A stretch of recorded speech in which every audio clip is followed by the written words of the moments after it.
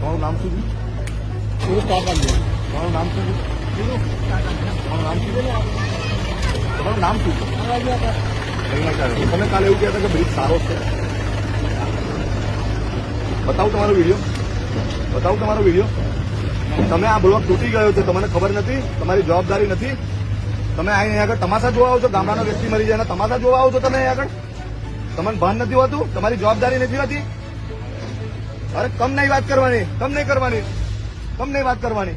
લોકોનો જીવ ગયો છે, તમારો કોઈ દીકરો મરી ગયો છે, તમને શું ખબર પડે? તમારે અહીં ઉભું જ ના રહેવાનું હોય. 2-3 વર્ષ પહેલા તમારે અહીં આગળ આવવાનું હતું. આવું ખાલી આગળ હોશિયારી મારવા નહીં આવવાનું. તમે અધિકારીઓ બધા ભ્રષ્ટ અધિકારીઓ પાસે આજે આ બધી ઘટના પણ આજે બે છોકરા મરી છે. શરમ આવી જોઈએ આ લોકોને, આ તંત્ર અધિકારીઓ શરમ આવી જોઈએ. વ્યક્તિ છું, ખાલી સેવા જ કરું છું. તમારી વાત 100% હું એગ્રી છું તમારી વાતમાં. 2022 થી આ લોકોને ખબર છે, પેલા નાયકા વાળા જે બોલા છે ને એને ખબર છે. બોગસ માણસ છે ઈયો. મારા ઘરના તો પૈસા લેવાના નહીં. અરે મદદ તો કરી, આ બધી મદદ ખાલી મારી વાત હોબરો, આ મદદ કોઈ કામની નથી. આ બધું જલાશો છે, જલાશો ખાલી. આ તો લોકો મરી જાય પછી જલાશો કર્યા છે આ લોકો. એમને બોન નથી, આ ફોન કર્યા કરે છે, બધાને ખબર નહીં. થોડું રિક્વેસ્ટ અરે આઈને કાલે હોશિયારી ટોકતો તો એની ફરજ પણ નથી આવતું.